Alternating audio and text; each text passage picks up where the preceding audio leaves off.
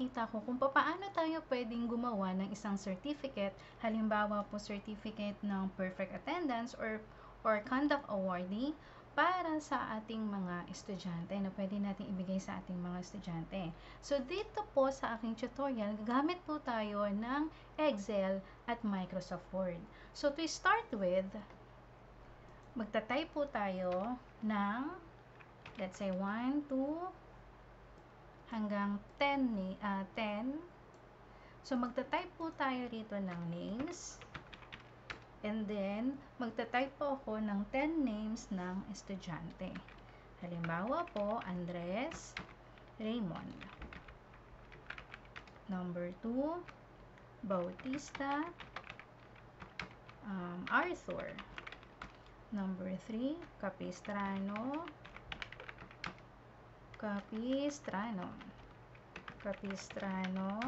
Erly. Number 4, De Los Santos, Aldrin. 5, Manlapas, Jose. Girls naman tayo. Esteban, Maria. Marina lang, para hindi na tayo bumalik. Francisco, Andres. Meron din tayong Garcia, Hannah. So, kung marami po kayong bibigyan ng certificates, mas maganda po. At mas magagamit nyo po itong mail merging. Hernandez, Myla, and Ignacio, Nina.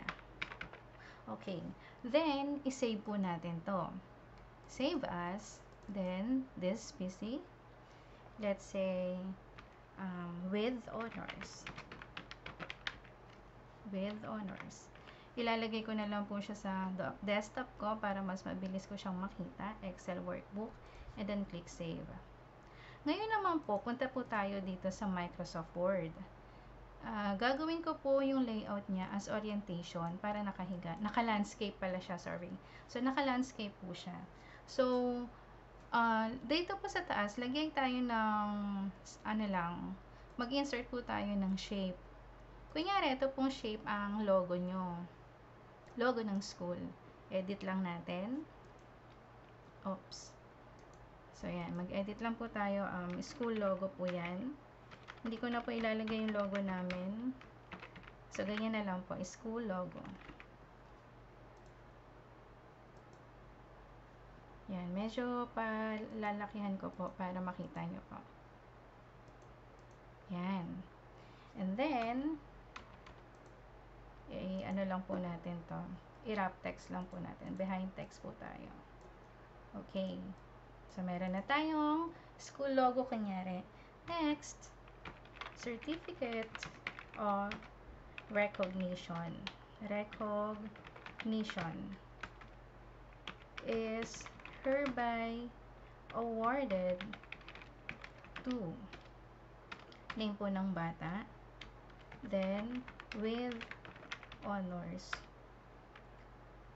Then, for his or her invaluable and outstanding accomplishments which sample lang po to ha, pwede naman po kayong gumawa ng sarili nyo pong content para sa inyong certificates which contributed in the progress of the school. So, yung progress, right click lang naman po tayo pag nagkakamali ng spelling. Yan. Progress of the school. Given this, ano po bang date ngayon? 8th of July in the year of the Lord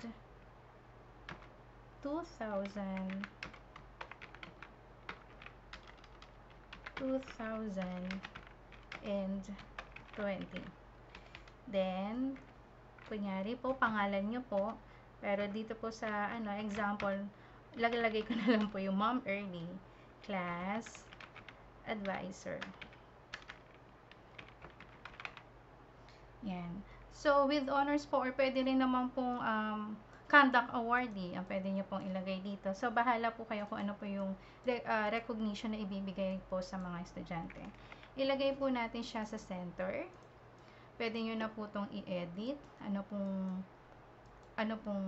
So let's say yan. Gaano po siya kalaki. Then, yung pangalan ng bata, dyan natin ilalagay, di ba po?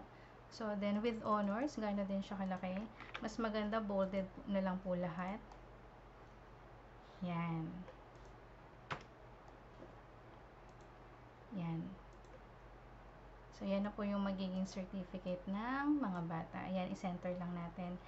So, kukuha po ako ngayon ng, eto po yung ginawa ko pong certificate para sa mga estudyante ko. Ayan po yung aming school logo, so, kuha lang po tayo ng pang background natin.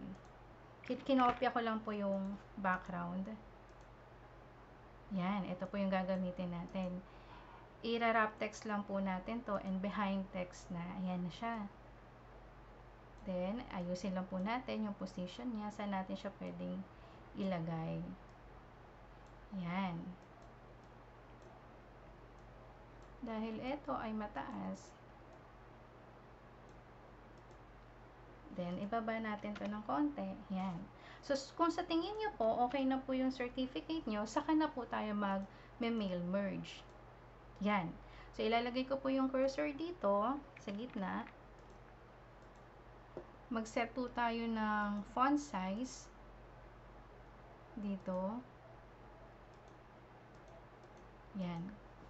And then, mag-mail merging na po tayo. Dito po sa mailings, start mail merge, letters, select recipient, use an existing list. Ito po ang pipindutin natin.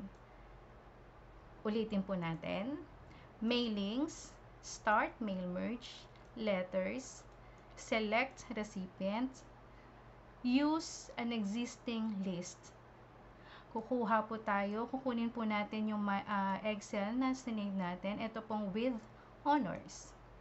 And then open. I-click lang po natin ng OK. Next. Punta na po tayo dito sa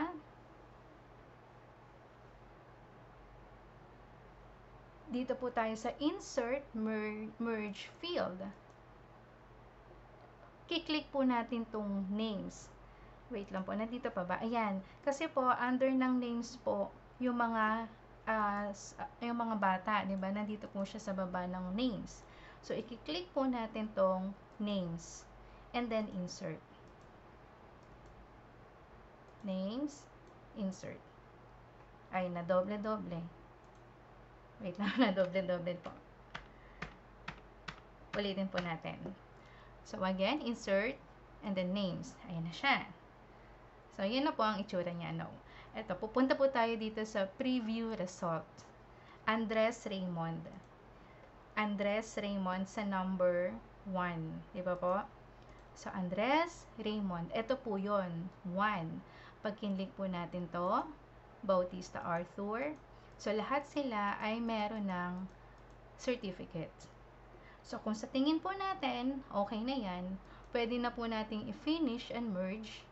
Pero, we can choose different options here. Edit individual documents, print documents, send email messages. So, pwede po nating i-print na kagad lahat yung 10 certificates ng mga batang yan. Pwede na po natin siya agad i-print. Pero kung gusto natin magkaroon pa ng konting editing, i-click po natin itong Edit Individual Documents. Edit, merge records all, current record, or from to, ganyan. So, i-click po natin ng all. Ayan. So, yan yung number 1, si Andres Raymond. Number 2, si Bautista Arthur. So, meron na pong certificate lahat ng bata. As you can see, hindi po nag-move yung layout natin sa first page. Unlike kapag ginagawa po natin siya isa-isa, minsan nagbabago pa yung layout. So, Ignacio Nina. So, yun po yung number 10. And then, we can print this one na. Kung gusto nyo pong mag-edit, pwede pa po kayong mag-edit. So, ganyan po ang ginagawa ko. Pag gumagawa po ako ng certificate, nagme-mail merge po ako. Ayan, maraming salamat po. God bless us all. Bye!